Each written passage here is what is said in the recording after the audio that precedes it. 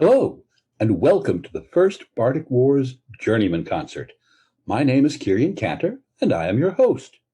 Tonight we are going to be seeing 16 up-and-coming Bardic performers from across the known world. They represent a wide variety of styles and will be entertaining us with song, story, and poem. We'll mostly be hearing original works, a few songs by other Scadians, and a handful of period pieces. The idea for these Journeyman Concerts was created by Hilla Stormbringer. This is the second of the series. The first was back in January, and those performances are already available on YouTube. As for the third, well, we'll see. Plans are afoot. For now, though, sit back, relax, and enjoy our second Journeyman Concert.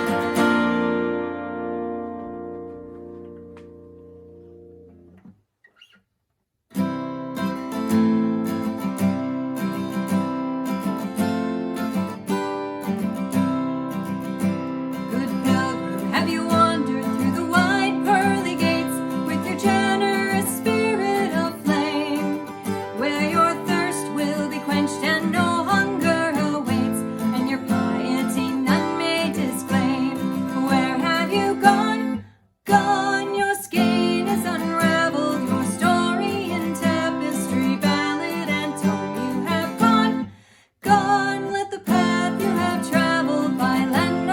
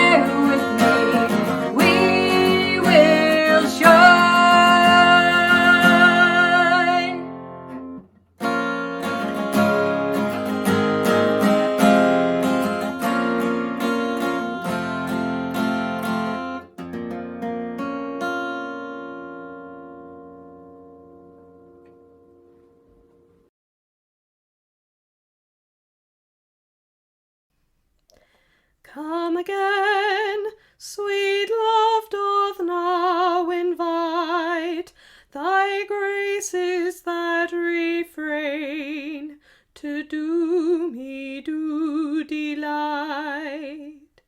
To see, to hear, to touch, to kiss, to die with thee again in sweetest sympathy. To see, to hear, to touch, to kiss, to die with thee again in sweetest sympathy. Come again, that I may cease to mourn through thy unkind disdain, for now left and forlorn. I sit, I sigh, I weep, I faint, I die in deadly pain and endless misery. I sit, I sigh, I weep, I faint, I die in deadly pain and endless misery. All the day the sun that lends me shine by frowns do cause me pine, and feeds me with delay.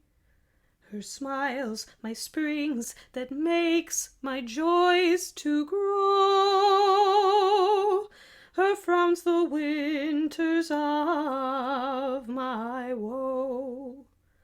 Her smiles my springs that makes my joys to grow, her frowns the winters of my woe.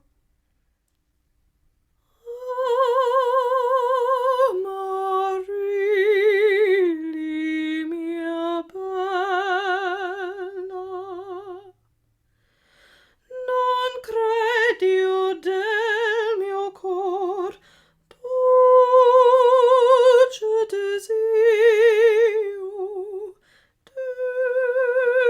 d'esser tu l'amor mio.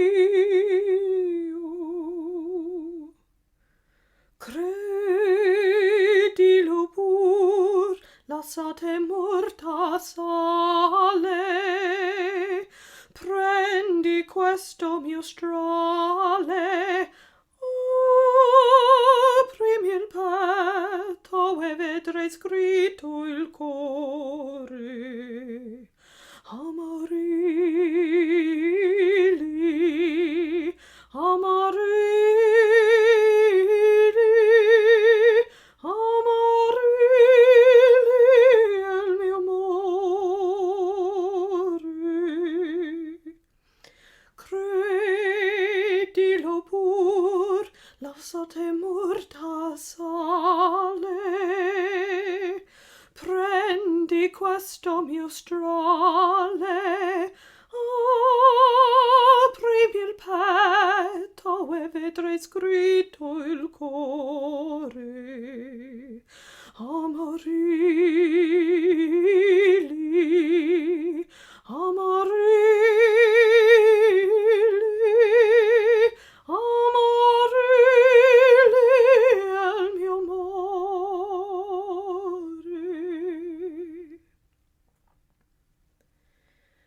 Amarilli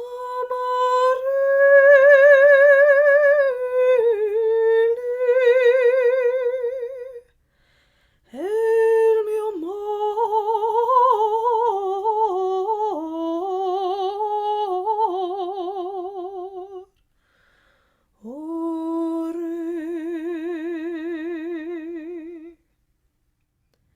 My young love said to me, my mother won't mind, and my father won't slight you for your lack of kind. And she stepped away from me she did say, it will not be long, love, till our wedding day. She stepped away from me, and she moved through the fair, and calmly I watched her move here and move there, and she made her way homeward with one star awake, like the swan in the evening moves over the lake. The people were saying no two were wed, but one had a sorrow that never was said, and I smiled as she passed me with her goods and her gear, and that was the last I saw of my dear. Last night she came to me, my true love came in, so softly she entered, her feet made no din. She lay her hand on me, and this she did say, it will not be long, love, till our wedding day.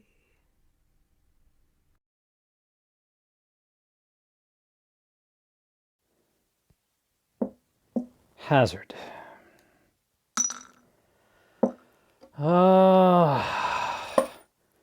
The devil are in your dice tonight. One last throw for all of it. What say you? Speaking of the devil and wagers, know you why the smiths strike their anvil between blows? Do you not? Then let me tell you this tale before we see what our final wager reveals. It happened that in Cardiff town there lived a smith of great skill, Gwilm by name. Blades forged by Gwilm's hand would not soon blunt and swung true. An axe from Gwilm's anvil could cut thrice the usual number of trees in a day ere the woodman would tire. And shears made by Gwilm's hand were so keen that a sheep shorn with them would appear as though it had simply stepped out of its clothes for bathing. But none of these was anything next to Gwilm's shoeing of a horse.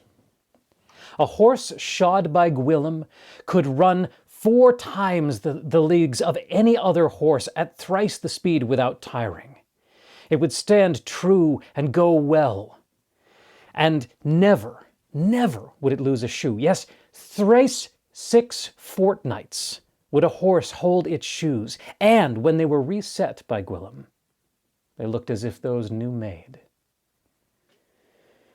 Great was the skill of Gwilm, but he was great with God and humble man.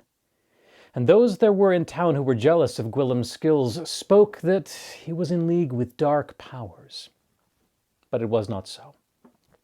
He was pious, though he did speak with some pride of the skills of his son and the beauty of his wife. But evil spoken can evil beget. And so it was one night that Gwilm had a visitor in his forge.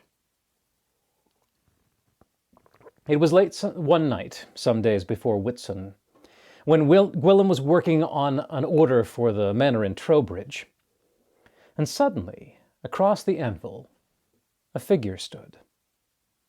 Gwilym stopped and made his obeisance and bade the figure welcome to his forge, but he was afraid. Near 7 feet the figure stood, his head bowed to fit between the rafters of Gwilym's shop. He spoke in a voice like oil on chilled waters. "It is said that you are the finest ferrior ever to swing hammer, smith." And Gwilym bowed his head and said, "What gifts God bestows, the pious man does not hide." And the figure snarled within the hood of its cloak, and it reached out a hand, taloned with evil, wicked claws, and lifted forth the hem of its robe to reveal not feet, but hooves, cloven and wicked. "Then I would be shod by your gift, smith, to speed me on my way through this world of men," said the devil. But Gwilym shook his head. "Nay, my gifts are for the good of all, and not for such as you, old man Splitfoot." But the devil laughed, and cunning eyes sought Gwilym from the depths of his hood. "Yes, yet you have spoken with pride of your sons, yea, and the beauty of your wife besides, smith. Perhaps I shall take them with me this night, and leave you with your gift of heaven."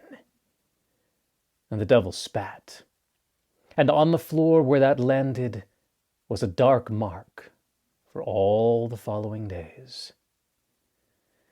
Gwilym bowed his head, for he saw no way out of this conundrum. He would not see any ill done by his hand, but he would not see gone into damnation his wife and children. And he drew steel and began to stretch it out and to form it as for oxen shoes. And the devil laughed. Now Gwilym, as he worked at his anvil, hung his head, and he prayed to God in his heart to help him. And as he went forth and began to measure and to pare the devil's feet, his skin crawling from the evil flesh that he touched, he prayed the Pater Noster in his heart. And so Gwilym worked at the forge, and so between strikes of the anvil of the steel he struck the anvil with his hammer to mark the prayers that he spoke of the rosary. So the shoes took shape, and so he measured the foot of the devil, and the devil capered around on new trimmed hooves, and so soon he was quenching and fitting and setting hot shoe to foot, and the smell of brimstone and carrion filled the smithy. And the devil laughed. Soon Gwilym was tapping the final nail, clinching the final set, taking the final swipe with rasp and the wipe with oiled cloth, and stood back, his head hung low to see the devil shod fine and true by his own hand. And again the devil laughed, a noise like rusted iron falling from a great height, and he began to dance and caper around the smithy. And Gwilym was afraid. But as he hung his head, the devil's laughter stopped. He began to caper faster. He began to trot. And what had been a laughter turned to a snarl, and the trot became a canter. For once he had stopped moving, he could not slow, nor stop, no, only go faster. Around and around the forge the devil ran, careening off of the walls, and with a scream and a galloping leap he leapt through the door. And that scream took the temper from 6 good blades hanging near to hand. And the devil ran off into the night. Now Gwilym, he knelt, and he made the sign of the cross, and prayed to God, and felt forgiveness in his heart, and knew that no harm would be done by his skill that day, and he went home swift to his wife and sons, and held them to his bosom. And he was a pious man ever from that day still, and his forge worked true. And ever after that day he would tap the heel of his anvil between blows, in memory of the paternoster that he had spoken that night, to help him save from the devil doing harm to all. And as for the devil, it was 4 times 8 score fortnights that he was not seen again. For the devil could not stop, could not slow, until every scrap of shoe had been worn away, yes, and every nail had fallen from his hoof. And the deeds of men were purer during that time. And he never can hear the sound of a smith's anvil, ere the devil goes lame for 3 full days. So you will never see him around the smithy of a working man.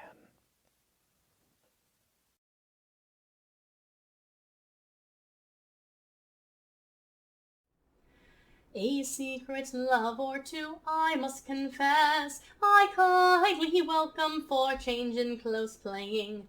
Yet my dear husband I love ne'ertheless, his desires whole and half quickly allaying, at all times ready to offer redress. His own he never wants, but hath it duly, yet twits me I keep not touch with him truly. The more a spring is drawn, the more it flows. No lamp less light retains by lighting others. Is he a loser, his loss that ne'er knows? Or is he wealthy that waste treasures smothers? My churl vows no man shall scent his sweet rose. His own enough and more I grant him duly, yet still he twits me I keep not touch truly. Wise archers bear more than one shaft to field, the venturer loads not with one where his shipping. Should warriors learn but one weapon to wield, or thrive fair plans ere the worse for the slipping. One dish cloys many fresh appetite yield, mine own I'll use and his he shall have duly. Judge then what debtor can keep touch more truly.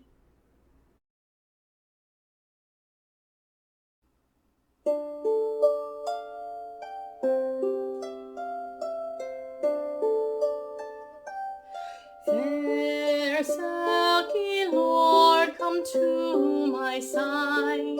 I embrace you on the sea. Be my hero in my hour of need, and come to me on the ebbing tide. My love, a ship is lost at sea, and I have need of your aid. Help me dream the ocean's salty tears, and release me so I can be free. Softly, sweet Selkie, send me to sea, down to the depths where the cold welcomes me.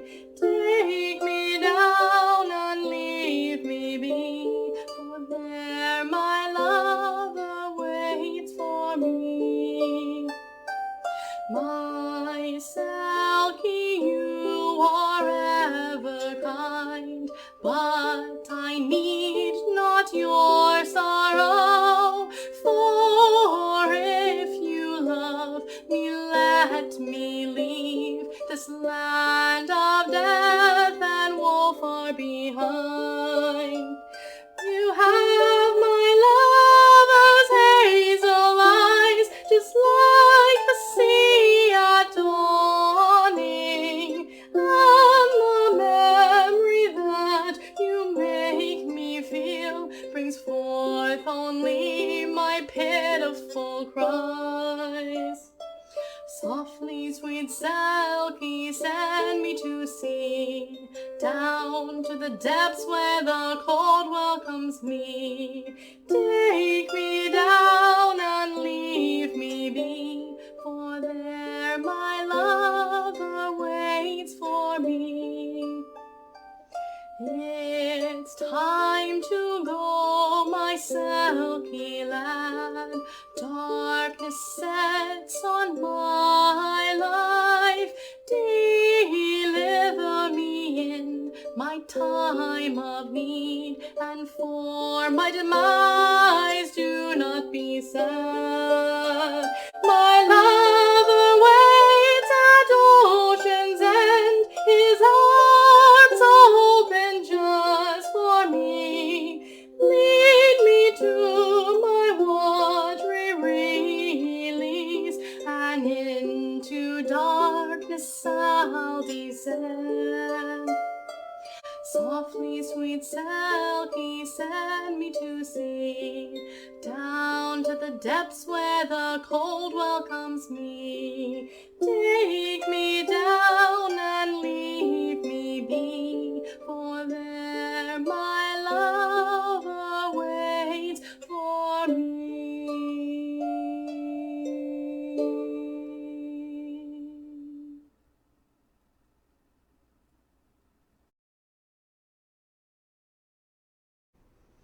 When I was young, my lullaby was the sound of sword and shield, the washing woman's chatter and the cook fire's crackling flame.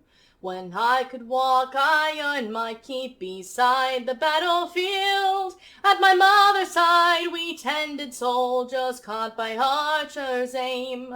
I grew up strong, a camp woman, and battled every day. To save the soldiers' lives 'twas I that kept the reaper at bay.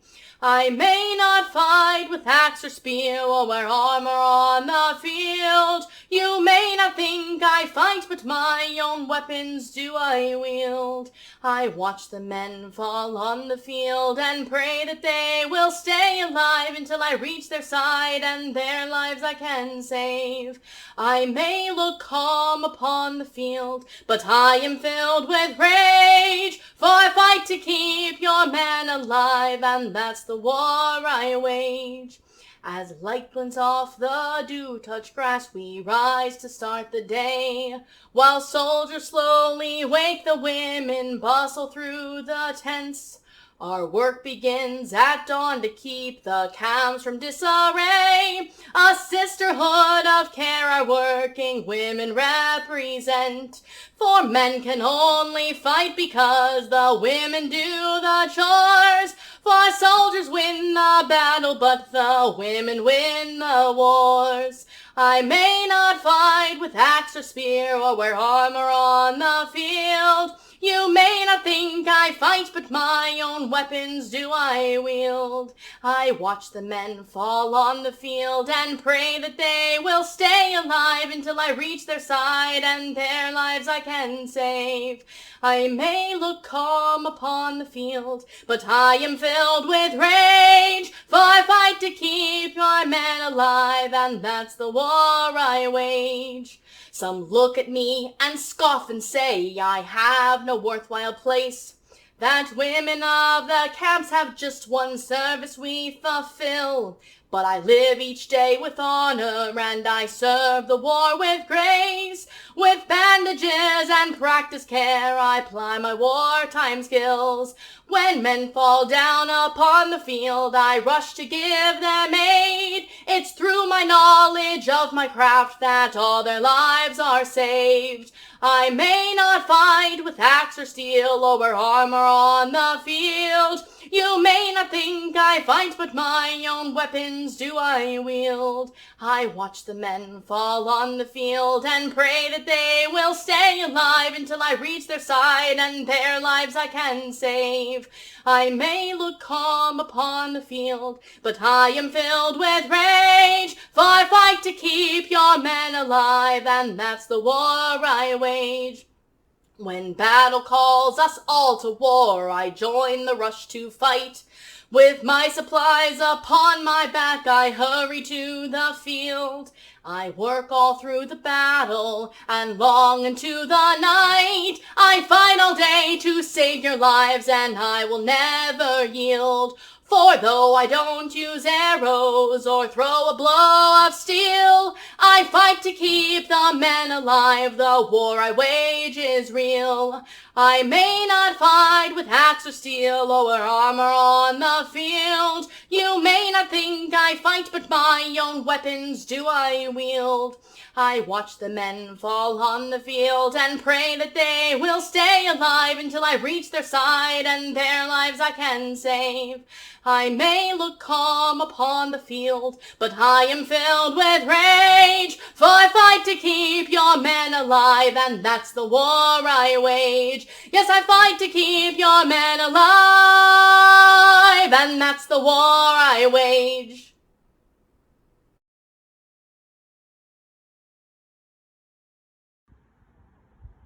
Greetings. I'm Lady Cynthia Anne of Silver Lakes, and I so appreciate your watching my concert today. I will be performing 4 pieces for you. 2 of them are for solo lute, 1 is for lute and voice, and the last is for guitar and voice.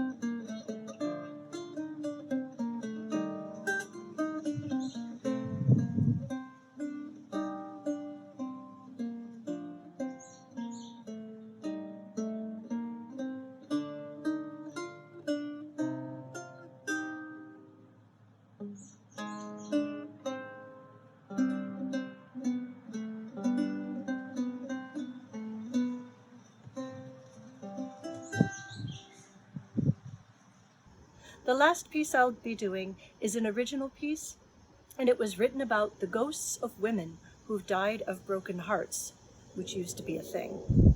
These ghosts are called willies in Slavonic legend, and it's the source of the phrase, "Ooh, it gives me the willies." Their entire purpose as ghosts is to lure men to their deaths by holding them captive in dance until they die at dawn.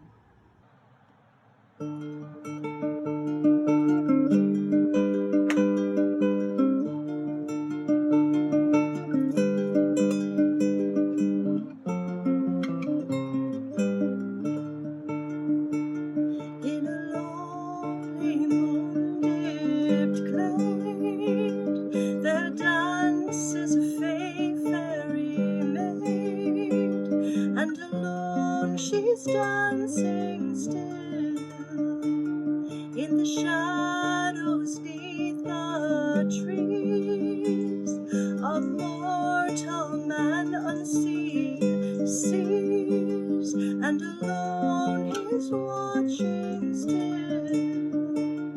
This maid so fair has golden hair and eyes of the clearest green, and a crown of stars adorns her brow, and she's clothed in a young man's dreams. Well, this foolish mortal man falls in love as only mortals can, and he rises silent still. He approaches her, falls to bended knee. Fair maid, will you dance once with me? And he waits silent still. Oh, foolish man, know ye not well of what and who I be? To dance with me is death itself, for I am the willy queen. Fair queen, it matters not to me.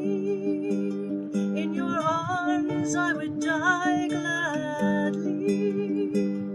And he gazes silent still. Very well, foolish man, have your way.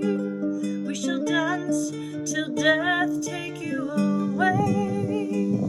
And alone the dancing still.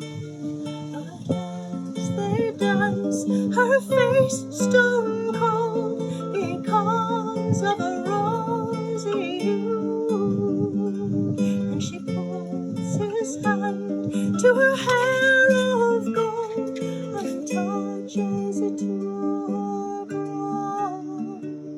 When the black velvet skies begun to glow, she tells him straight, foolish man, go. And he goes, though he loves her still. In lonely moon-dipped clay, there weeps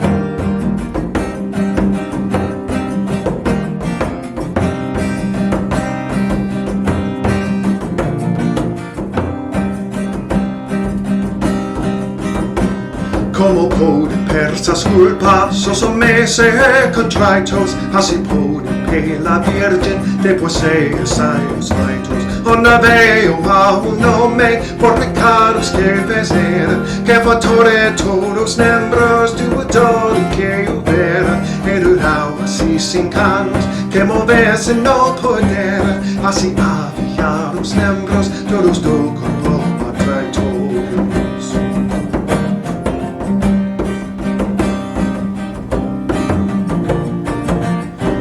Como pode persa sculpas, sosomese contritos, así pode pe la Virgin, de poseus aius vaitus, con esta enfermedade, a tan grande que había, promotor que se guarisa, hasta las lugoería, e igual agradecera, cada no lo perdería, e a tanto sta passaio, que non hubo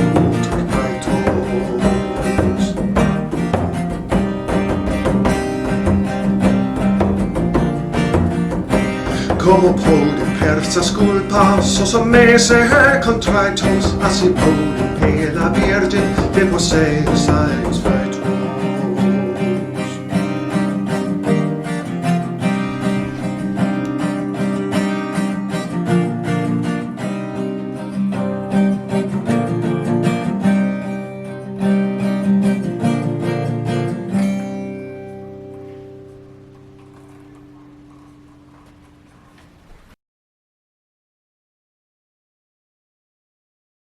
At the back of the north wind, there lives a people who are tall, strong, warlike, and move like the wind across the grass steppes. These people are beholden to no one. They worship freedom, and they worship honor, and they worship loyalty. Greatest among them was King Anthias, and he, one fine spring day, saw a maiden riding amongst the spears. He looked at her, she looked at him, and in the way of young men and maidens, in the next spring, they brought forth a beautiful little girl, and they named her Lexandra, a good, strong name. And Lexandra grew, and she was quick, and she was cunning, and she was little. And as she grew, she got into mischief. But each night, she would come back to her home fires and do puppets on the walls, playing with the firelight. Well, in her 15th year, she, like all of her people, were sent off to choose their war companions, great horses with tails like battle flags. These horses were boon companions, both of the hearth and in the heat of battle. She saw a filly with 1,000 devils in her eye. The filly looked at Lexandra. Lexandra looked at the filly.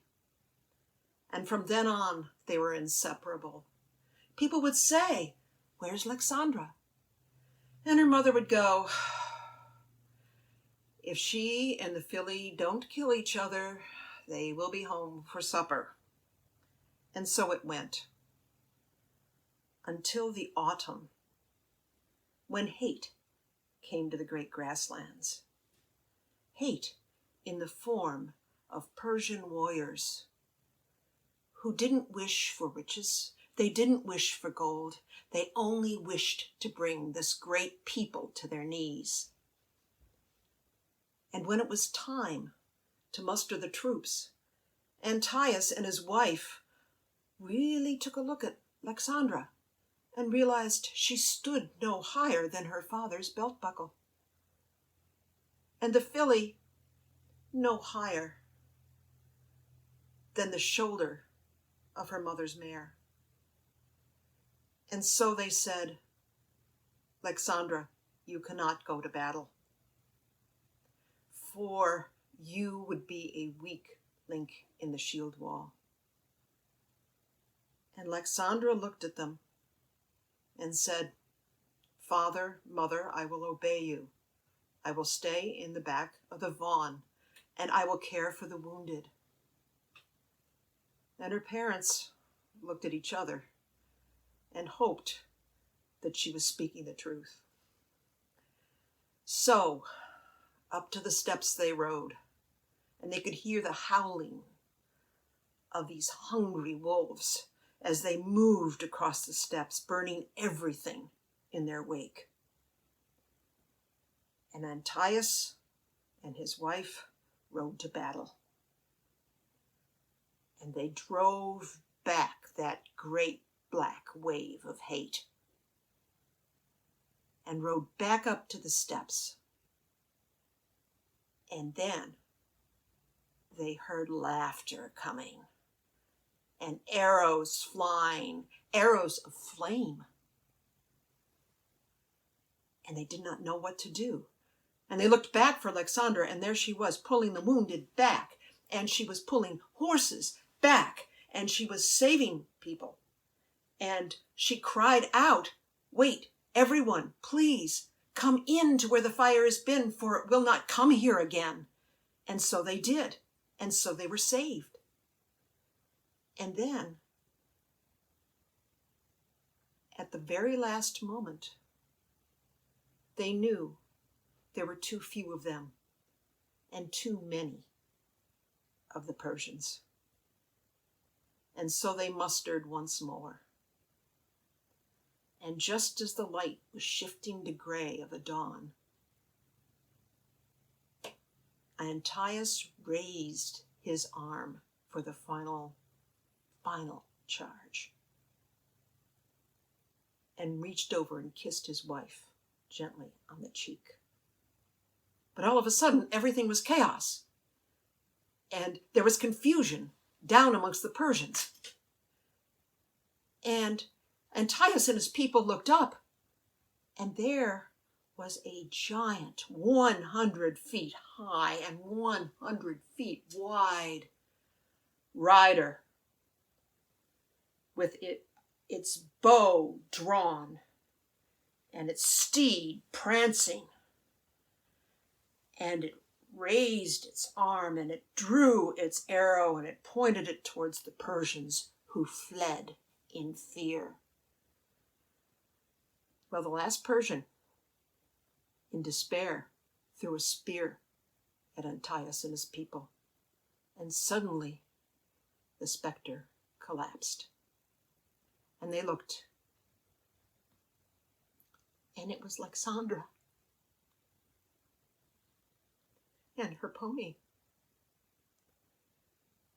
crumpled in a heap, for she had used the trick of the light and the smoke and the fire just as she had to entertain children, and she had saved her people. And just as all was quiet on the grasslands, the sun broke through the horizon, and they heard a mighty war cry.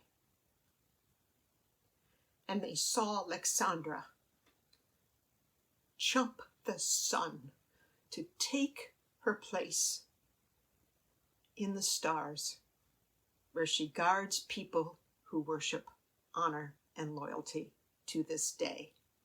Thank you.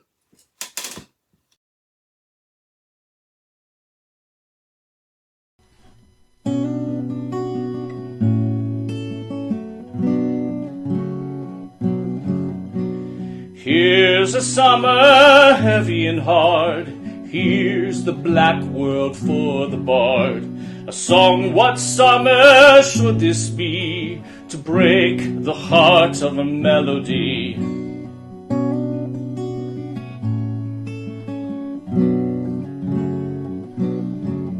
Now to the northeast morning day, sun nor moon send any ray. Once waved the banner of red and white, lies the clay now cold and blind, nailed in by the oaken lid, her comely, lovely flag is hid.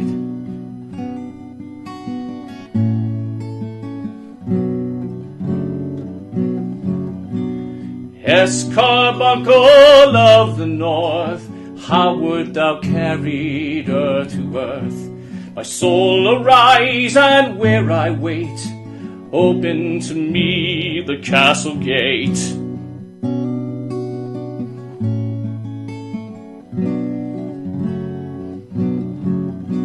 Forget thy grave and gravelled place, and let me see thee face to face. And on that battlefield stands one who has no pleasure in the sun, broken as he always gave his heart, his hope, his melody.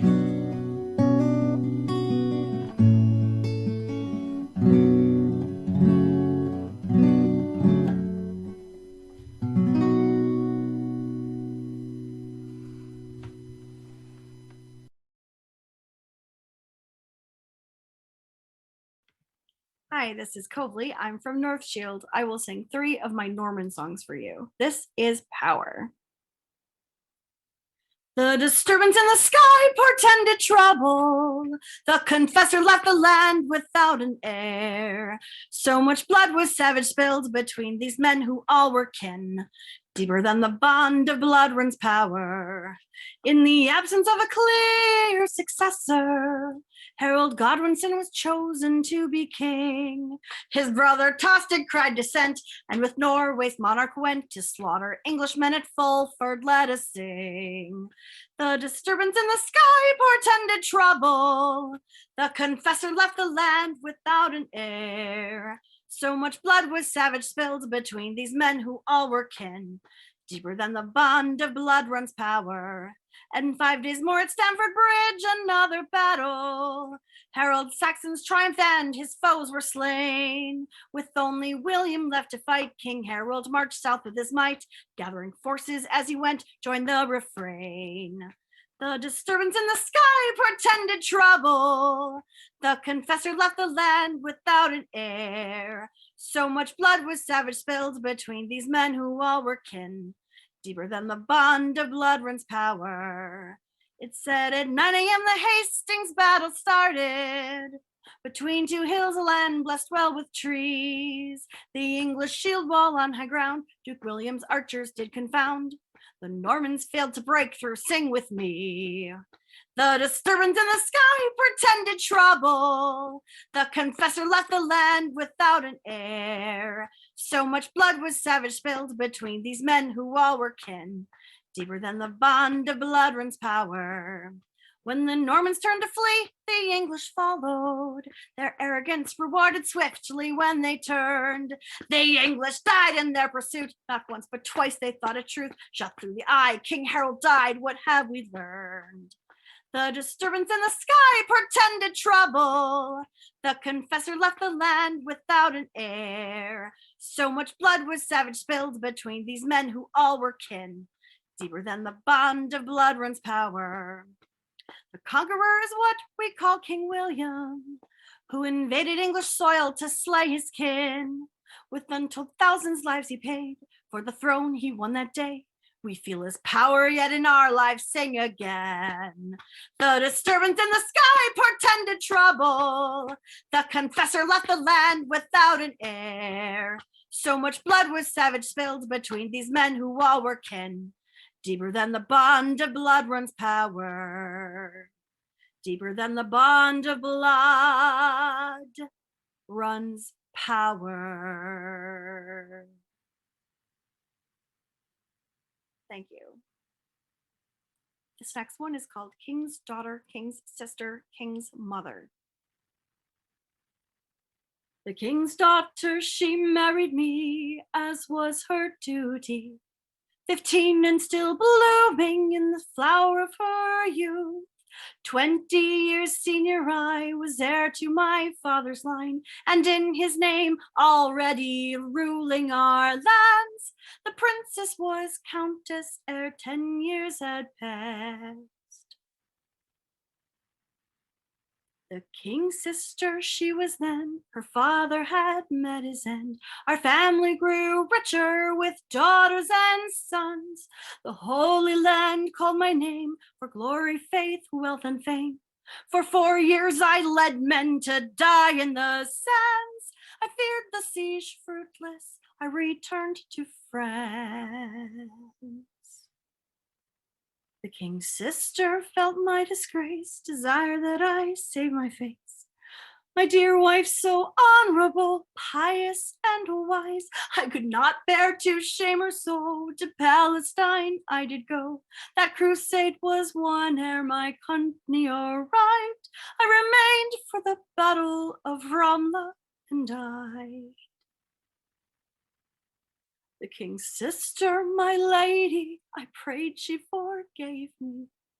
My last thoughts were for her and the child in her womb. In this strange land far from home, a life at last worth a poem. My eyes lost my light, and I called forth her voice, if only to scold me, lament not my choice.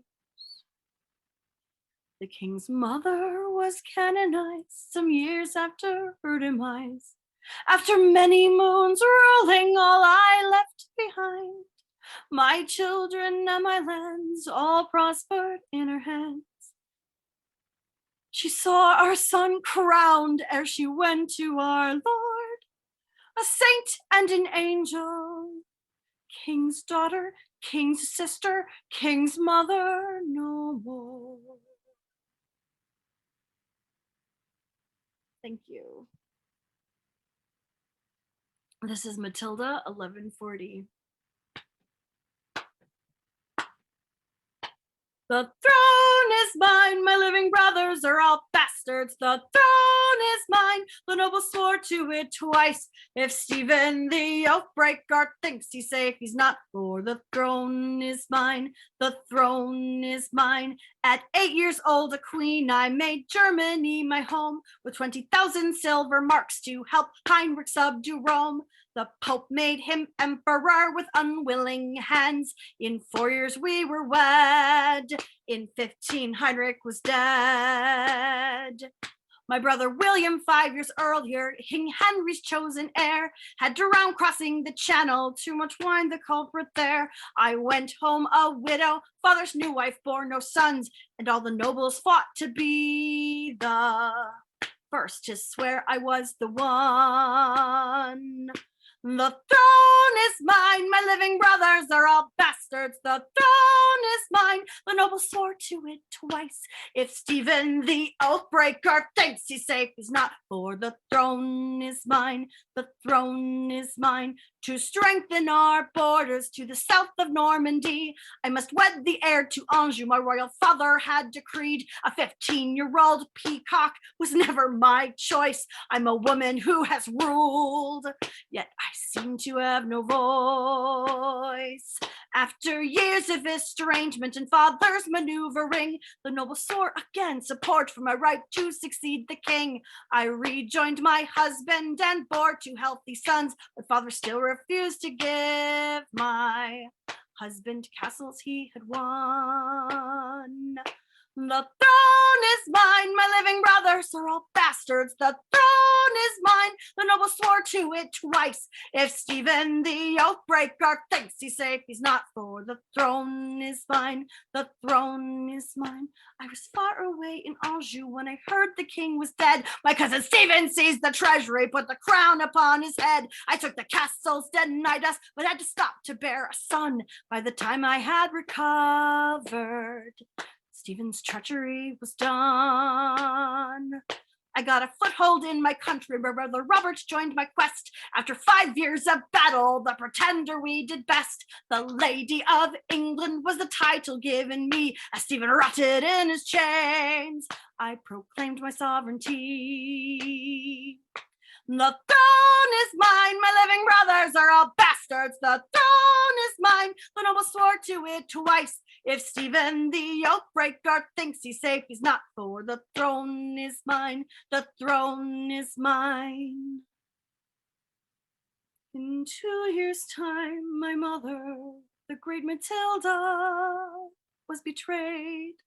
She fled to safety with her knights, and Stephen once more king was made. But she never gave up, and she fought anew for me, and she raised me up a warrior to defeat our enemy. We claimed Normandy as ours and closed in on Stephen's men. Stephen feared our might, so a treaty he did pen. He remained king until death, as we allowed. Then after 19 years of bloodshed, King of England I was crowned. The throne is mine, my mother fought for our birthright. The throne is mine, that's why I shall be known as Henry Fitz Empress, son of the great Matilda. The throne is mine, the throne is mine, the throne is mine, the throne is mine!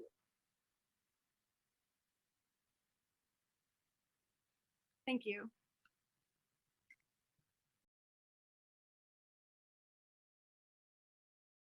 This is a Petrarchan sonnet I originally wrote as a commission for the wife of a master of defense here in Atlantia. For Lady Serafina degli Aldobrandeschi de Firenze. For thou, angel, the Arno windeth down its flow, deep indigo from Apennine to Pisan seas. 'Twould spool back up like sailor's cord, if it should please my lady, weaver of all paths I care to know. For thou would each street bow, Firenze bend, and go due east by west, while high above the scarlet trees, impassioned by an autumn blush, would spin the breeze vermilion red, shouldst thou, fair seraph, wish it so. My hopes and heartstrings wait, the weft upon thy loom. What thy soul's tapestry depicts, that will my love imbue with life. Should darkened winter follow fall, and all my dreams confined be in narrow room, then in thy verdant, glittering eye like sun above, I find my world's delight and summer's bright recall. This piece is called Come Again, Sweet Love, written by John Dowland in his first Book of Airs, 1597. Come again, sweet love doth now invite thy graces that refrain, to do me due delight, to see, to hear, to touch, to kiss, to die with thee again in sweetest sympathy. To see, to hear, to touch, to kiss, to die with thee again in sweetest sympathy. Come again, that I may cease to mourn through thy unkind disdain. For now left and forlorn, I sit, I sigh, I weep, I faint, I die, in deadly pain and endless misery. I sit, I sigh, I weep, I faint, I die, in deadly pain and endless misery. All the days the sun that lends me shine, by frowns doth cause me pine, and feed me with delay.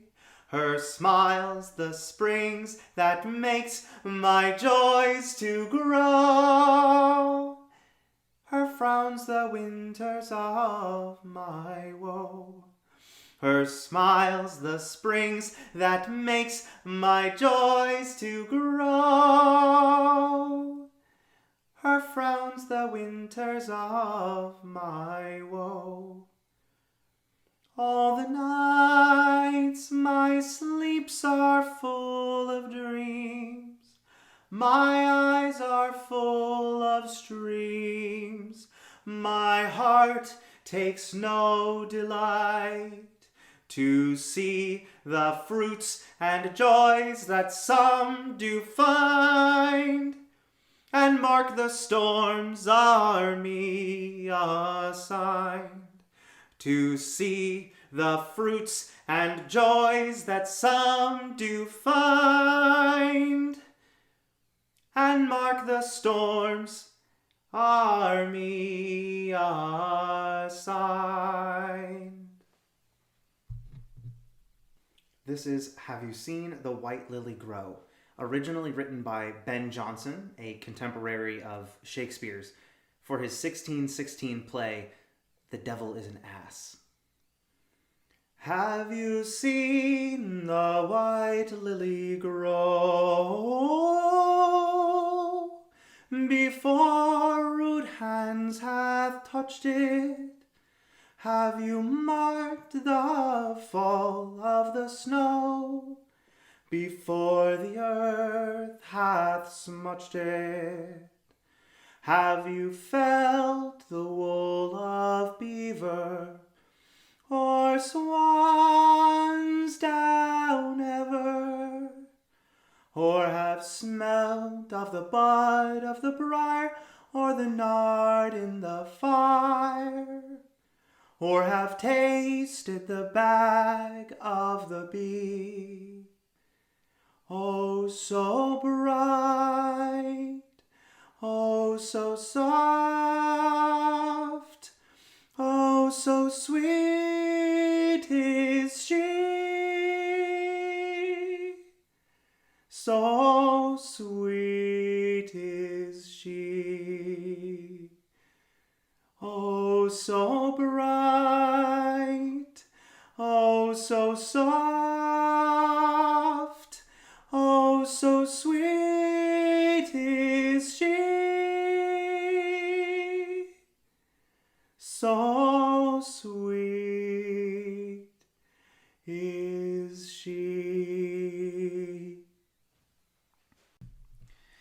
This is a soliloquy that I wrote as part of a 16th century play called The Last Voyage of the Valentine. In this speech, the Lady Clara discovers her feelings for a man of much lower social station than her, and she wonders exactly how different it might be if he had had the same opportunities afforded her. Unfurling every day is a great sail. From heaven's yardarm is it firmly set, which spans from frigid north to Egypt's Nile. The mast, more tall than those of Heracles, which frame the gate to Oceanus deep. Imagine such a sail. Then all its face cover in the smallest manuscript that even the finest italic scribe would need use spectacles to carefully pen. That much each day is written in the world, but thou, Benetto, must let that sail sag. No winds of education there to fill. Had I fractions of a hero's gift, would I reuse Aeolus' magic bag, collect thy unheard genius where it rests, hidden under trudging daily toil and a suffocating captain, and with ease divert it to that canvas which mankind records its history upon, with which to sail harsh circumstances' bark to greener shores.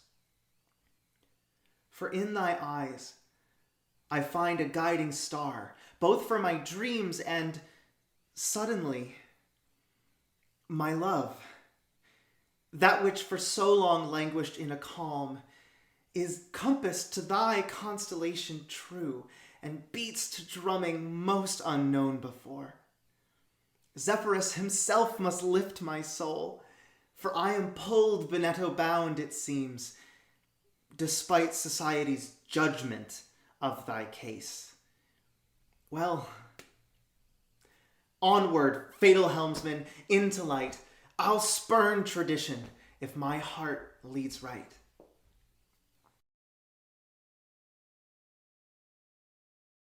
Hi, this is Maggie. I'm a bard from the barony of Delftwood in the kingdom of Æthelmearc, and this is the Pensic Midday Lullaby. High is the sun, and hot is the heat, and you've been too long on your little feet. Now is the time in the shade here to lie. I see you yawning and rubbing your eyes.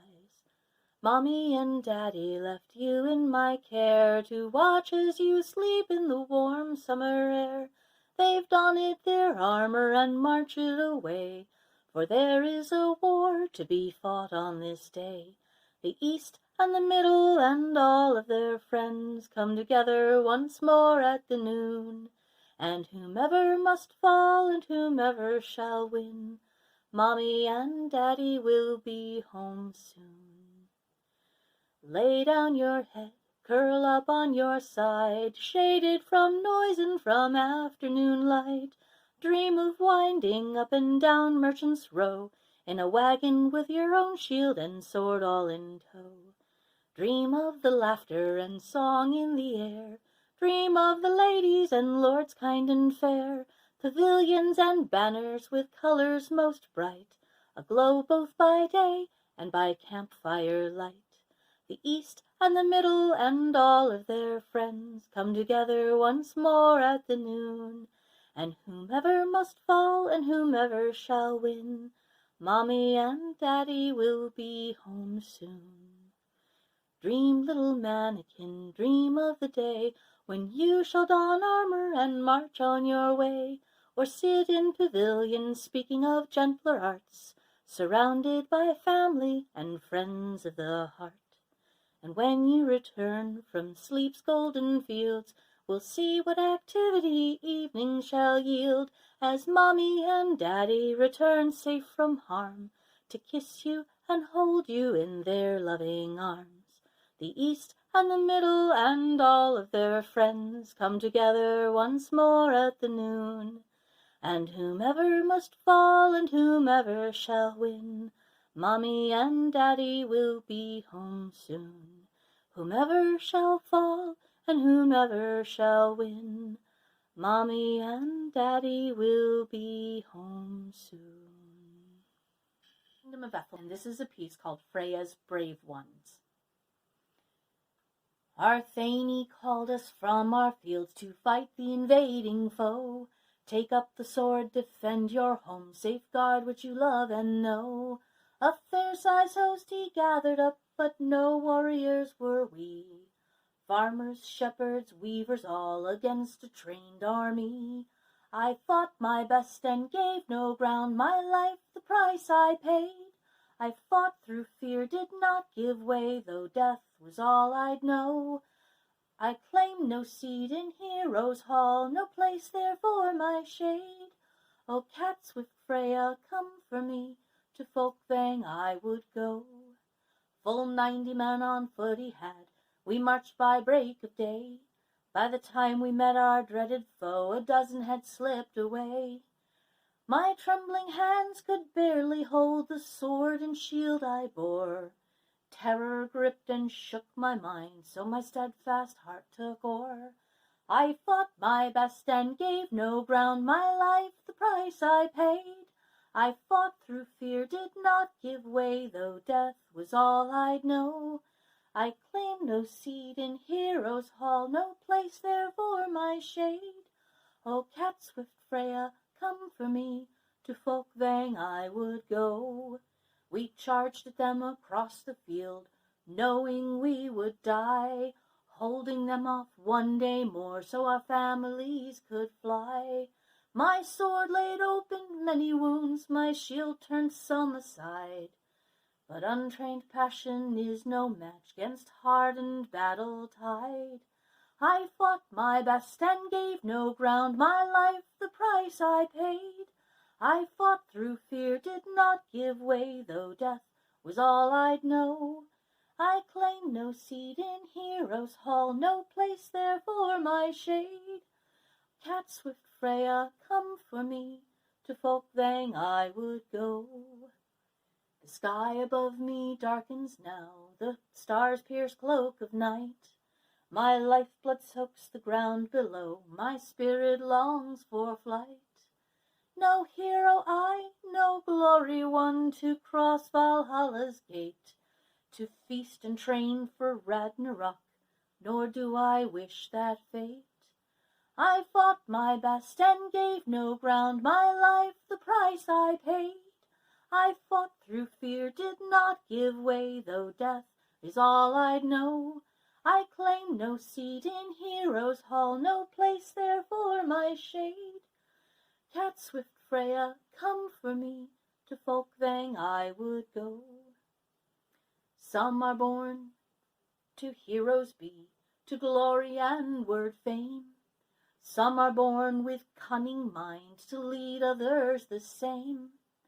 Some are not to fighting bored, yet still to battle called. Freya, take us to your fields, to serve well in your hall. I fought my best and gave no ground, my life the price I paid. I fought through fear, did not give way, though death is all I'd know. I claim no seat in Heroes' Hall, no place there for my shade. Cat swift Freya, come for me, to Folkvang I would go. To Folkvang I would go, to Folkvang I would go, to Folkvang I will go. And this is a piece called The Piper. The piper plays at weddings and the piper plays at births. When the piper plays at funerals, he plays for all he's worth. The piper plays in peacetime and the piper plays in war. The piper plays his bagpipes till his cheeks and sides grow sore. Oh, come hear the piper play, me boys, ye lasses gather by. He'll pipe a tune so lively it'll have ye steppin' high. He'll croon a love song ere so sweet ye canna help but cry. Come listen to the piper play until the dawn draws nigh. The piper's gettin' married to a lass both fair and gay. There's just one thing, one little hitch that's gettin' in the way. As he takes his place all in the kirk, who'll for the piper play? Here from Dublin town they've sent their best to help him on his way. Oh, come hear the piper play, me boys, ye lasses gather by. He'll pipe a tune so lively it'll have ye steppin' high. He'll croon a love song ere so sweet ye canna help but cry. Come listen to the piper play until the dawn draws nigh. It's 9 months on, the piper's wife has taken to her bed. Expecting twins right by her side, the poor man looks half dead. Who will play for him this time? He can barely raise his head. Here comes the lasses, proud papa, to honour them in his stead. Oh, come hear the piper play, me boys, ye lasses gather by. He'll pipe a tune so lively it'll have ye steppin' high. He'll croon a love song ere so sweet ye canna help but cry. Come listen to the piper play until the dawn draws nigh. For nigh on 70 years now the piper's played with zest, but now his pipes are silent and laid upon his chest. Who will play for him this time as he's laid to final rest? All 3 of his fine sons stand by to do their very best. Oh, come hear the piper play, me boys, ye lasses gather by. A wake like this you've never seen, it'll shake stars from the sky. The pipin' never stops, the tales will make you laugh till you cry. The heavens above will hear us sing until the dawn draws nigh. Oh, come hear the piper play, me boys, ye lasses gather by. He'll pipe a tune so lively it'll have you steppin' high. He'll croon a love song ere so sweet ye canna help but cry. Come listen to the piper play until the dawn draws nigh.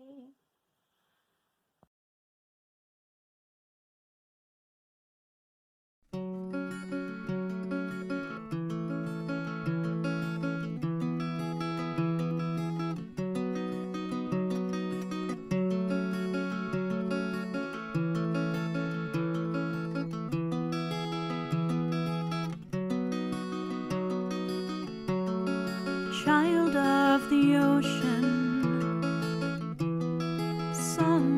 of the sea.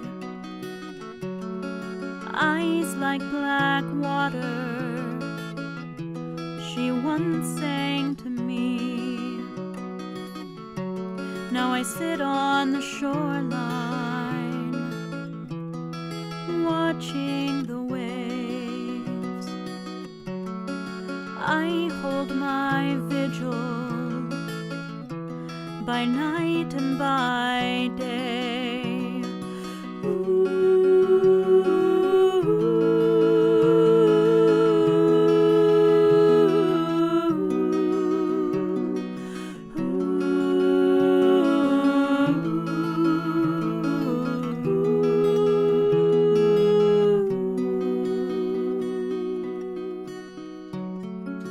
Child of the ocean,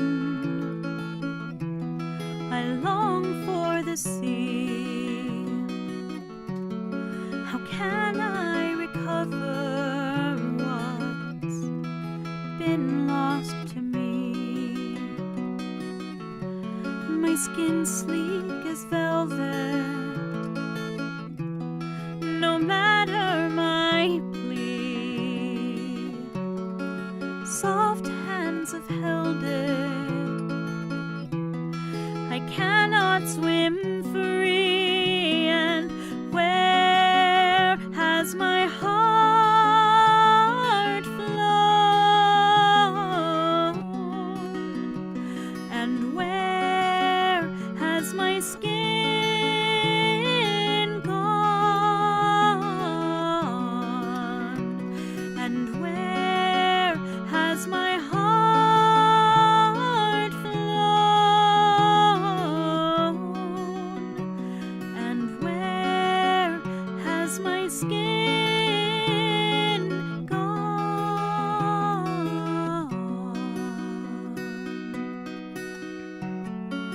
Eyes like black water, where have I gone? I've known you before. I've lost my soul on human legs hobbled. It's been too long, trapped at the shore. Where have I gone? Oh, child of the ocean, where has my heart flown? What have they done? Where has my skin gone? Your soul's made for swimming. It's been too long. You're not made to run. And where has my heart flown? You're not made to run. Has my skin gone? And where has my heart flown? You're not made to run. Has my skin gone? I cannot replace what you've lost, but I have a needle and I have thread. And if you would sew for yourself a new skin, then you can take all I have. And I cannot replace what you've lost, but I have a needle and I have thread. And if you would sew for yourself a new skin, then you can take all I have. And I have a needle and I have thread, and you can take all I have. And I have a needle and I have thread, and you can take everything I have. And I have a needle and I have thread, and you can take everything I have. And I have a needle has my side have thread, and you can take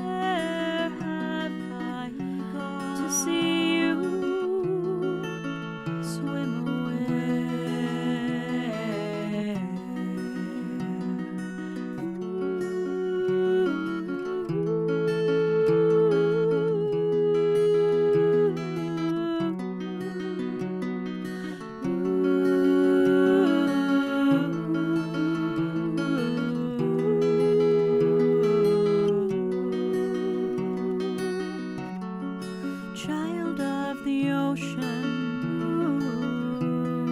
song of the sea, eyes like black water, you'll once more swim free.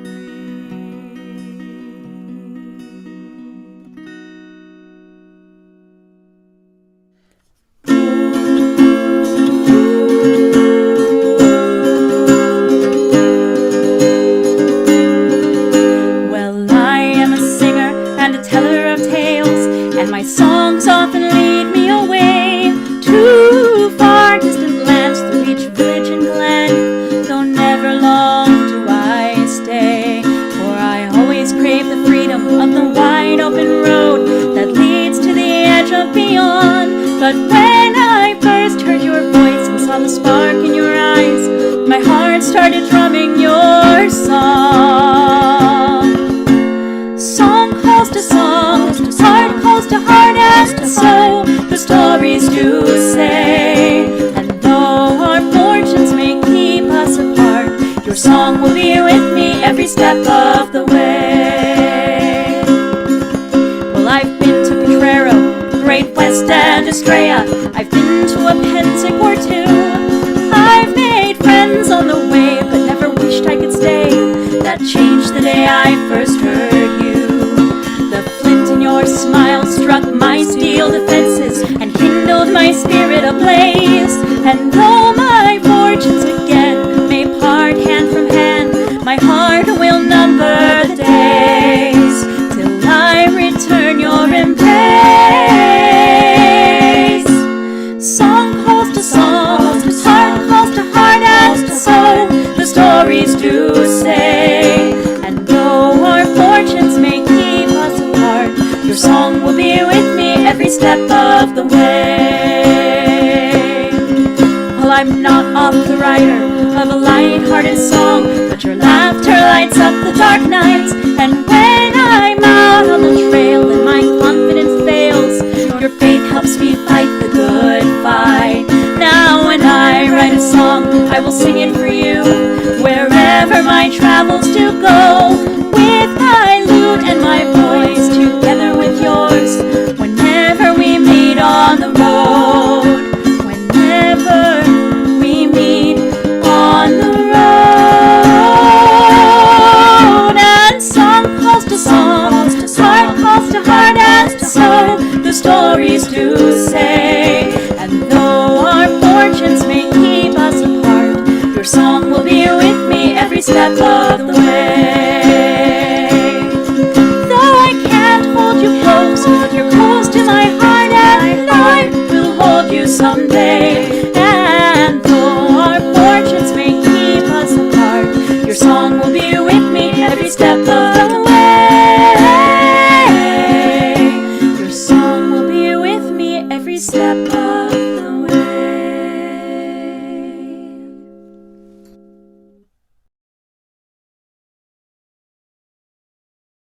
At the base of the world tree, Yggdrasil gnaws Needhog at the roots, and the well of Mille, Skuld, Verendi, and Urd tend to the well's waters. It is said that they weave a tapestry of all the aces and men, the carls, the jarls, and even the thrall.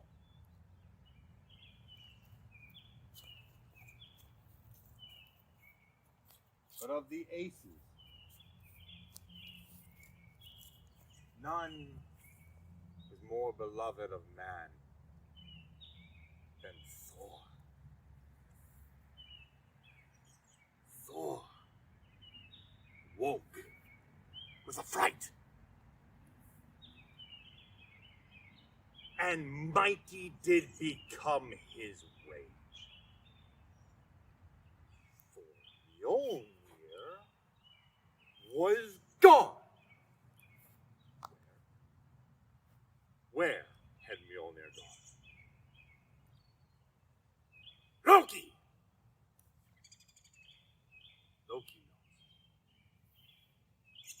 Aesir symbol. And upon his high throne, Odin himself called Laufey's son,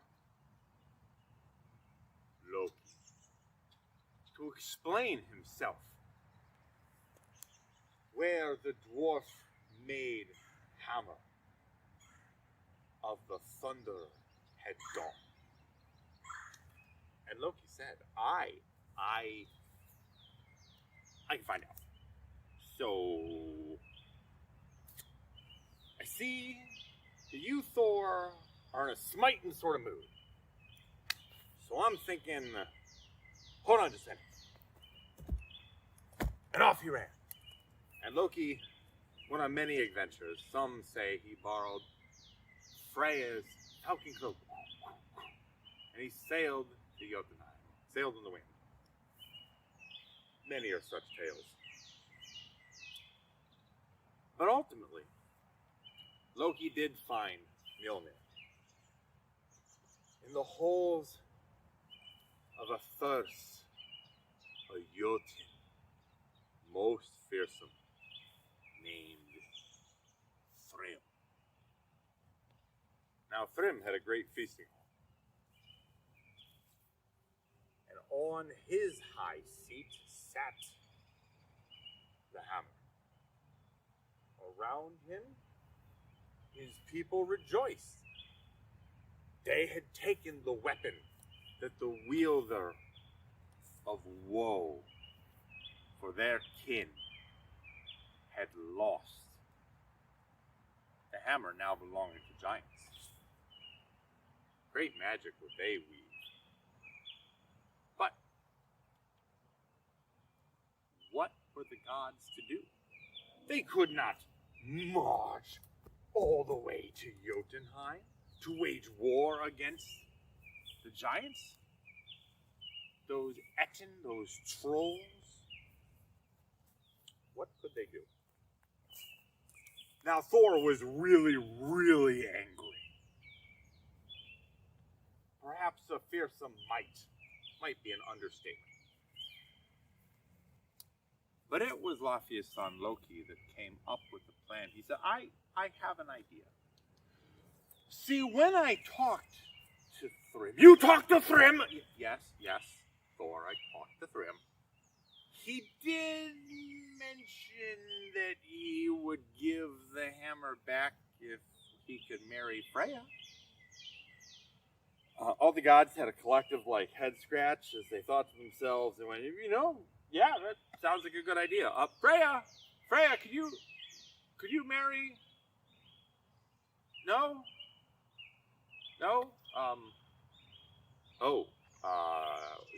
That's a hard no. Hard no. Okay, with the Valkyries and stuff, could you, okay, no, we were kidding. Super a joke. We would never marry you off. It's a terrible idea. Loki, it was a terrible idea. It's his idea. Nothing to do with that. So, back at square one. Loki thought to himself, there might be another way. Hey, Freya, before you go, can I borrow your dress? Don't take this the wrong way, but do you have a wedding dress that maybe we could take out a little bit and put some extra girth in there? Because I was thinking maybe we could dress Thor up in a wedding dress and take him and pretend he's you.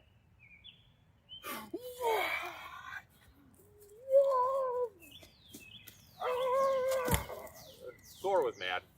He was really, really mad. But, the Aesir, even the Vanir, they thought this was hilarious. So everyone agreed but Thor. Eventually, after some drinking and some convincing, Thor was coerced, perhaps, that he might don the bridal veil and a dress of Freya's, and he and Loki traveled to Jotunheim. Loki dressed as a handmaiden, of course, and in they sauntered. Loki said to Thor, Hey, Thor, could you put a little more jiggle in those hips for me? It'll sell the ruse better. I'm not. It's not funny. Just wiggle a little bit, huh? Your beard sticking out of the veil. Yeah, you got it. So Thor walks into Jotunheim. Let me do this again.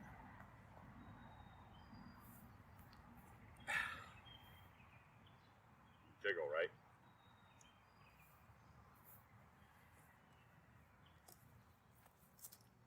Good enough. They walk in the Jotunheim, and they go to the Hall of Thrym, and the Thudders are mightily pleased that Freya herself has come to them. This is wonderful. So, in comes the would-be bride, and a feast is presented on a mighty long feast table. Oxen and gallons of mead, and, well, a bunch of food and drink. And if there's anything Thor likes, it's a bunch of food and drink. Thrym says, Freya, you have come to be my bride.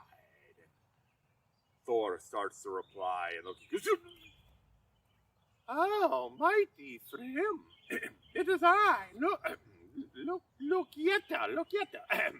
And I did not just make that up. And here comes Freya, and she will be your bride. Yes. So the feast begins, and Thor is so angry that he starts eating. And he takes a big leg of cow and just rips it off and hangs it over the fire and starts eating it, lifts up his veil, spits out a bone, and takes a side of cow and is eating that. And Thrym, quite taken aback at his dainty bride eating like this, goes, Freya, you seem to be eating extraordinarily much. Oh yes, Freya is not eaten in 3 days. She's so excited to see you, so she's eating now. And Thrym thought about this and said, okay, all right. But then he looked over and he sees Freya, and she's got this giant jug of mead.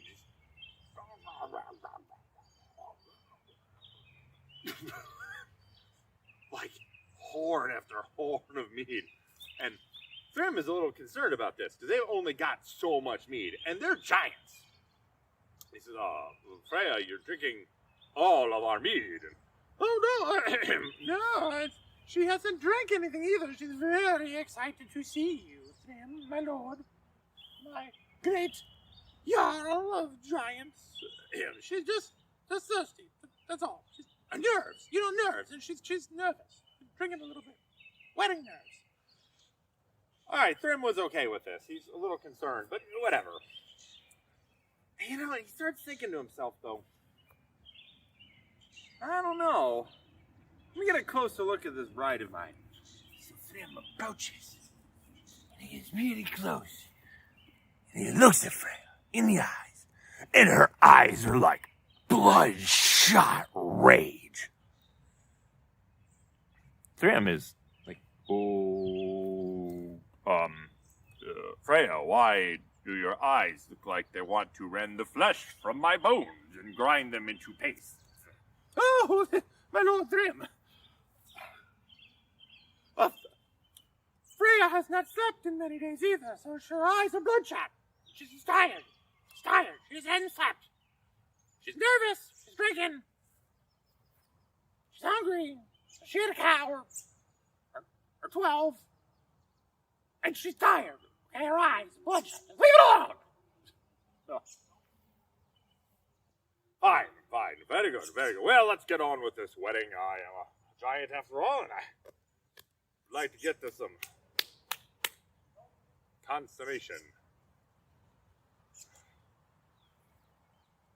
Well, my lord, perhaps to begin the festivities of the wedding, why don't we put Freya over here, and you over here, and then we'll put Mjolnir on Freya's lap to show that you have won everything. Yes, that's true. Maybe you can even keep it. Just put it on her lap. It'll be fine. Thrym thinks to himself, this is good. This is a good plan. Come, my would-be bride.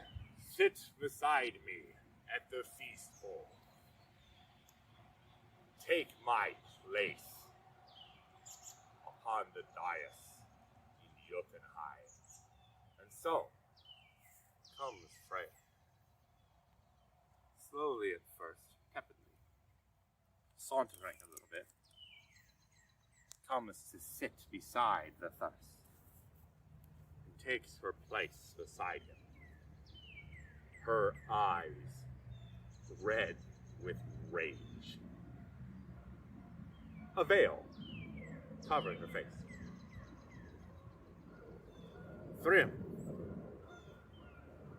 puts Mjolnir onto her lap.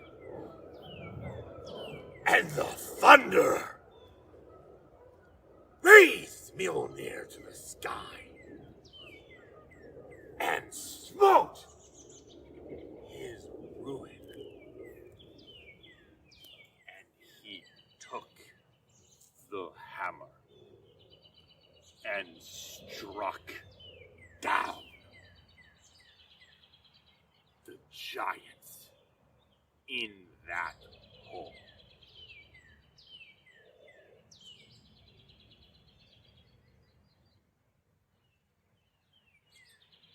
And he and Loki returned to Asgard, to the hall of the Aces. And in they walked to the shining hall. The Aces, the Vans, wait to hear the great story. And Thor boldly strode forward, and he began to speak gallantly about the sword storm feast of crows. And spoke Loki. Yeah, Thor totally wore a dress and had to get married to get the hammer. And the gods are like, ah! You had to wear a dress, and we're never gonna forget this forever, and this story is gonna be being told in 1,000 years. Cause Thor, ha! Please don't smite me.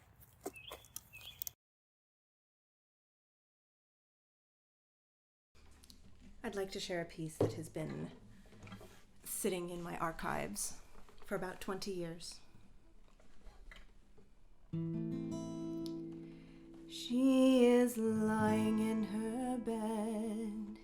She is looking out the window. She sees the sun has started setting.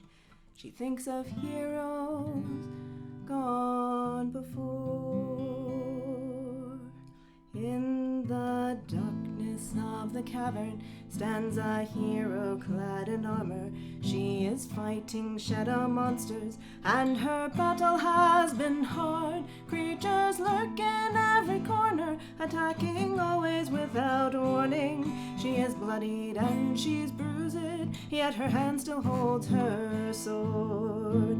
Tell my story, sing my song around the fire. Tell my story, speak of life lived hard and long. And when I find the final answer to the never-ending question, don't forget that I was with you. Say my name when I am gone. Many years she has been questing for the prize we all are seeking. She has crossed so many mountains, some with friends and some alone. Now her friends have gone before her, and and she chases down her demons. She is proud, but strength is fading, and she knows her time comes soon. Tell my story, sing my song around the fire.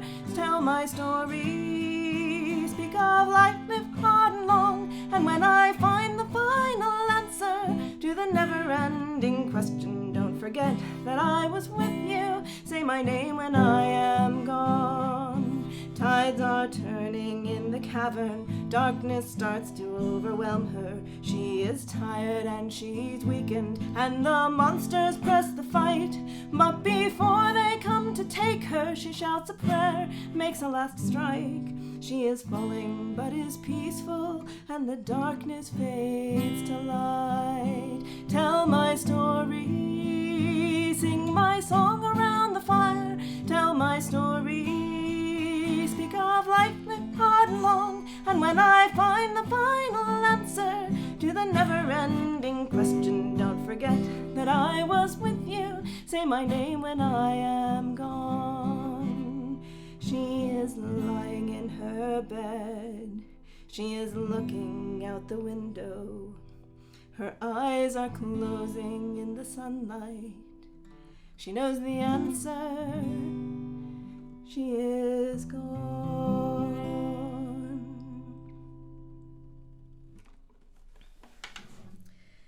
To lighten things up a bit, I want to do something period called Chanson de jeune fille, Song of a Young Girl, a generic piece of a girl singing about a man of the court she is deeply in love with and who has most certainly not betrayed her, so don't even think of suggesting it. S'il est à qui je suis aimé, quente gay, por sa mort serai sa jolie à ton comme vivrai, amour me ensemble, que me tient quand t'es jolie, j'aimerais son violonnier, tel que ne sait ne qu'il parle et qu'elle me tire, mais j'aimerais. S'il est à qui je suis aimé, quente gay, por sa mort serai jolie à ton comme vivrai. Mon me plaît ses courtesies, con que adore sa vie, ne pensez d'un violonnier si con je sais, trop fait mal qui m'enchastille, j'énoulerai. S'il est à qui je suis aimé, quente gay, por sa mort serai jolie à ton comme vivrai. Lit du mal trop m'y détruire, si c'est voir que la jeune dit, bien ces gens perdaient la vie, si son amour n'est, pour Dieu ne m'enchastille, je l'aimerai. S'il est à qui je suis aimé, quente gay, por sa mort serai jolie à ton comme vivrai. This final piece is inspired by the letters of Heloise and Abelard and the relationship that we've seen from them in reading the letters, which persist to this day.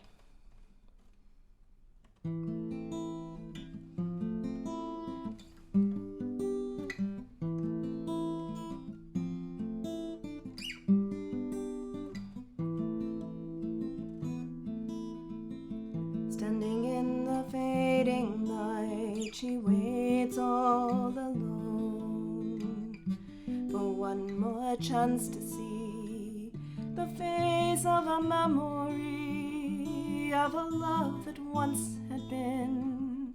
Where has he gone? She turns away, lost in her tears, and waits for her love to return. Waiting for her love to return. Waking from her twilight dreams as hoofbeats fast approach. Who is this messenger?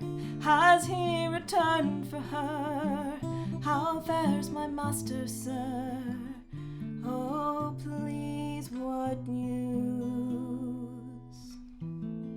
The rider drops his gaze and quietly bids her ride. For our Lord, he needs you by his side. Our Lord, he needs you by his side. Over hills and over fields they ride all through the night, to the gates of Paris town, and through the gathered crowds around her lover's house they stand aside.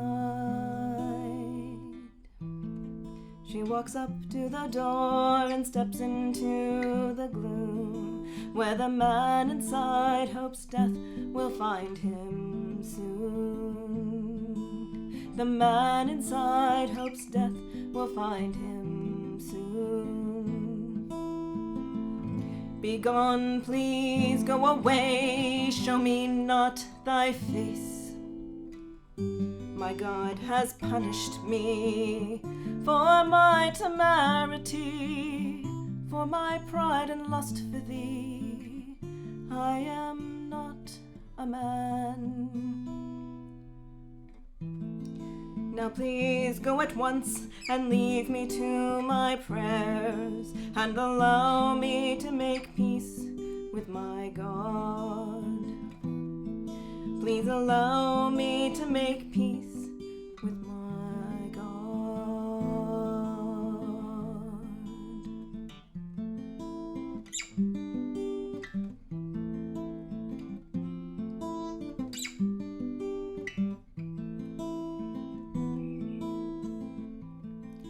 I will never leave, my love will last all time, because this love for thee is greater than the western sea, or any injury. Our souls are bound. Thou wilt see, my love, that time will heal thy wound, and someday love will return. Someday love will return.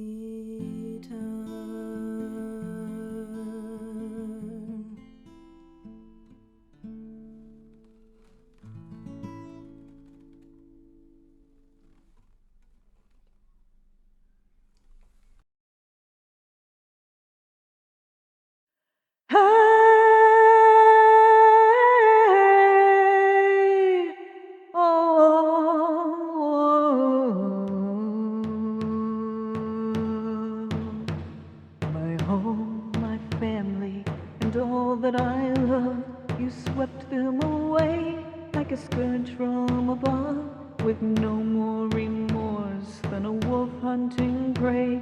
You tore through my village, took all that I knew that day.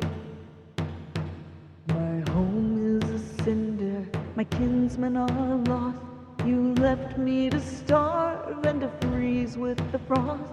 No farmers, no fearedmen, no one left but me, as you sail away on the endless empty sea. But I am the phoenix, I'll rise from the ashes, draw strength from the rubble and smoky black haze. I will soar higher on wings born of fire. I'll not let you darken the rest of my days.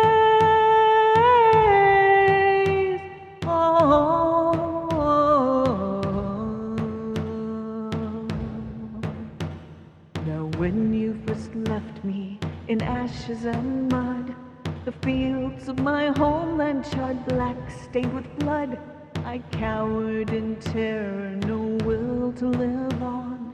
Despair's cloak of darkness untouched by the rising dawn. But now I'm rebuilding one stone and one more. I'll build build these walls higher, more stout than before. I'll take back my life with my muscle and sweat. You won the first battle, but I'm not defeated yet. For I am the phoenix, I'll rise from the ashes, draw strength from the rubble and smoky black haze. I will soar higher on wings, born of fire. I'll not let you darken the rest of my days.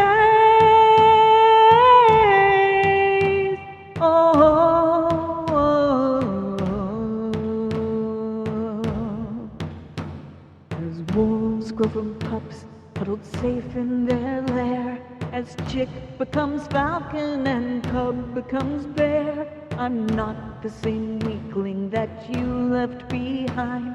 Each day I grow stronger, yet I've still more strength to find. So now I stand tall and I'm ready to fight. I watch for your ships every day, every night. And if your sails once again darken my sky, this time I'm the hunter, this time 'twill be you to die. For I am the phoenix, I'll rise from the ashes, draw strength from the rubble and smoky black haze. I will soar higher on wings, born of fire. I'll not let you darken the rest of my days. Yes, I am the phoenix, I'll rise from the ashes, draw strength from the rubble and smoky black haze. I will soar higher on wings, born of fire. I'll not let you darken the rest of my days.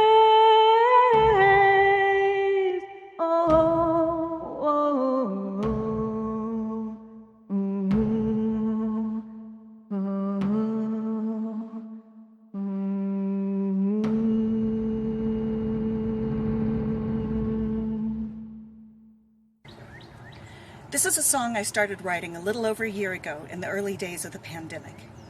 It's called The Shadow of the Scythe, and while on the surface it's a song about death and the Grim Reaper, it's also a song about resilience in the face of fear and uncertainty about the future. From the day that we are born, our most basic instincts worn. Some things hurt, some things can kill, then the Reaper comes. Battle, earthquake, storm, or plague, murder, fire, or just old age. Never seen but always near, the Reaper stalks his prey. Well, he may take me or he may take you. He may take your child or your lover too.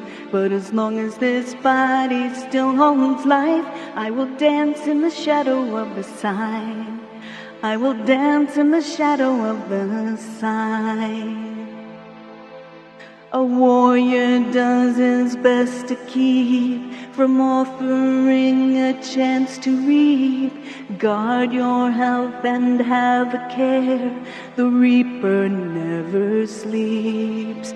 But fight your demons, face your foes, or you'll just multiply your woes. Carpe diem while you can, and hold your loved ones tight. Well, he may take me or he may take you. He may take your child or your lover too. But as long as this body still holds life, I will dance in the shadow of the sign. I will dance in the shadow of the sign.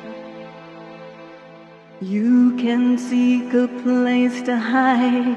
He'll still get you from inside.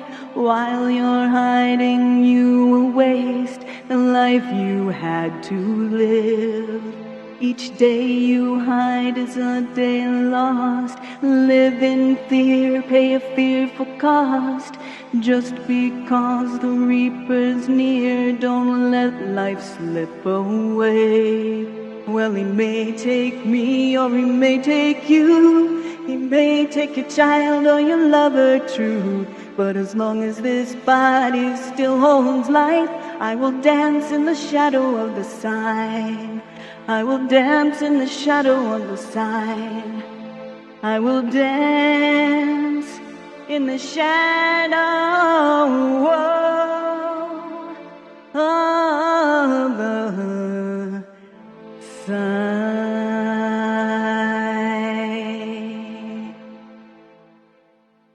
Blessed in my homeland and more in your smile, I'd love nothing more than to stay here a while. The warmth of the sun and the touch of your hand hold sway in my heart more than king's own command. But born with no fortune or lordship to claim, I must leave you now to amass soldier's fame. I bid you farewell, wiping tears you can't hide, promising soon I'll be back at your side. And wherever I lay my head down to sleep, my last thoughts of you, and I pray that you'll keep me alive in your heart till the day I can start the long journey home.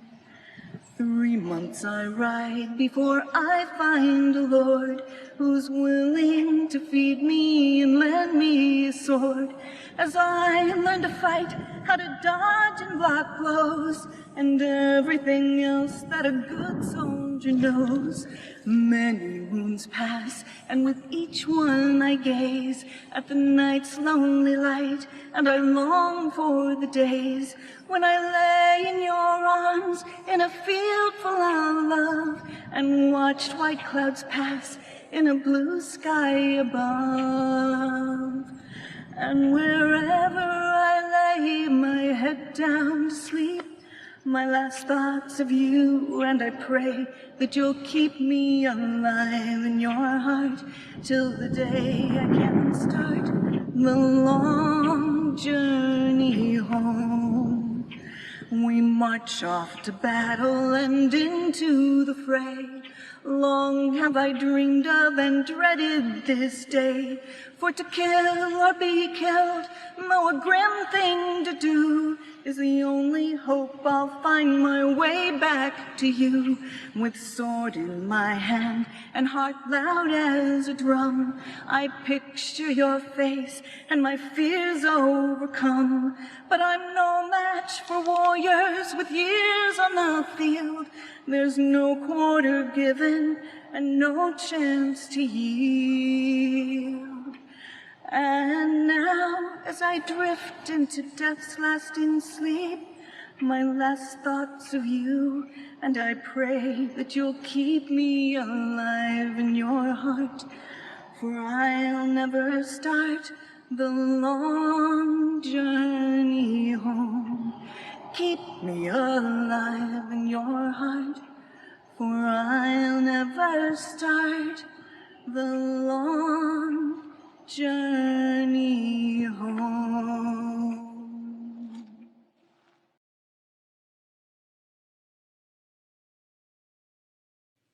Hello everyone, my name is the Honorable Ladyship Juliana Laverick of the Kingdom of Antir. This is a song I wrote for Master Ewan Hoowood in the Order of Defense. Unfortunately, shortly after he became a peer, he passed away, and I decided to write a song for him and fencers everywhere called Heart to Defend. I was born by the sea, I was raised by mountain men, and I live by the blade in my hand. On my honor and my word, I would swear upon my sword that I have the strength, that I have the will, that I have the heart to defend. I am known among my kin as a worthy friend and foe, and I know they'll stand beside me till the end. I keep that promise with me, so I never fight alone, for I have the strength to defend. I was born by the sea, I was raised by mountain men, and I live by the blade in my hand. On my honor and my word, I would swear upon my sword that I have the strength, that I have the will, that I have the heart to defend. So they say I'm large as life, I'm still lighter on my feet, and I'm more than just a giant among men. No, my mind will never waver under pressure or the heat, for I have the will to defend. I was born by the sea, I was raised by mountain men, and I live by the blade in my hand. On my honor and my word, I would swear upon my sword that I have the strength, that I have the will, that I have the heart to defend. There's a token on my belt, there's a red thrum on my brow, and a smile for my one true love and friends. And though I may meet my death, I will make that final bow, for I have the heart to defend. I was born by the sea, I was raised by mountain men, and I live by the blade in my hand. On my honor and my word, I would swear upon my sword that I have the strength, that I have the will, that I have the heart to defend, that I have the strength, that I have the will, that I have the heart to defend.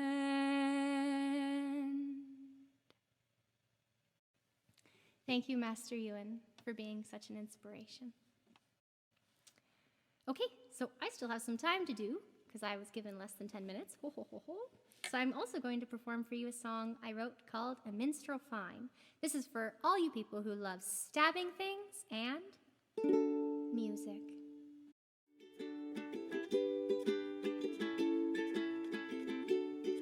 Well, it's up in the morning and on my way to merry make throughout the day with a wind or horn, string or drum I sing for you, and I sing for fun.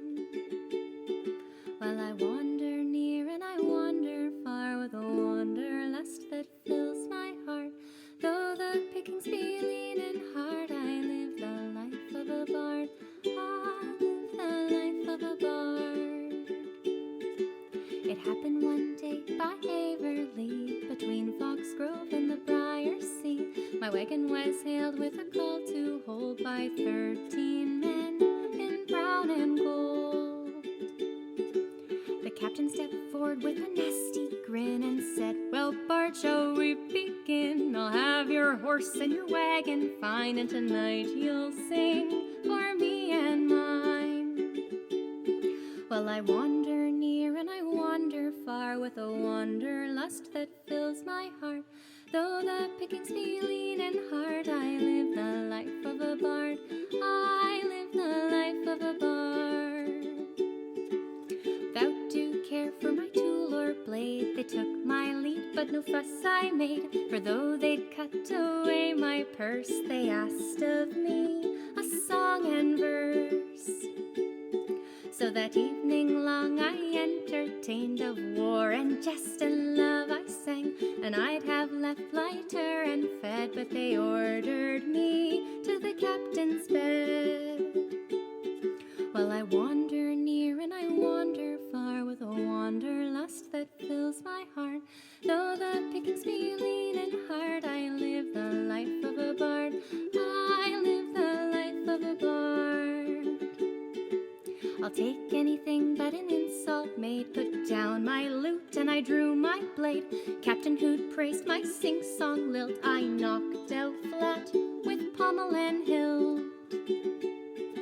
A bard I'll be and a minstrel fine, but my love's the dagger, so I carry 9. 1 for each bandit that jumped in the fray, 2 in my sleeve when the rest ran away. Well, I wander near and I wander far with a wanderlust that fills my heart. Though the pickings be lean and hard, I live the life of a bard. I live the life of a bard. I gathered my loot, my wagon and horse, horse, set on my merry-making course. I'll gift my purse, I'll give my voice, but I will fight if you take my choice. While I wander near and I wander far with a wanderlust that fills my heart, though the pickings be lean and hard, I live the life of a bard. I live the life of a bard. This is a 3-part round from Thomas Ravenscroft's publication of the 1609 Pomelia 3-part rounds. I hope you enjoy. This is round number 1, called Hey Ho to the Greenwood. Hey ho to the greenwood, now let us go sing heave and ho to the greenwood, and there shall we find to the greenwood, now let us go sing heave and heart and time, and there shall we find both back and dancing heave and ho, the heart and tine and the little pretty rousing heave and ho.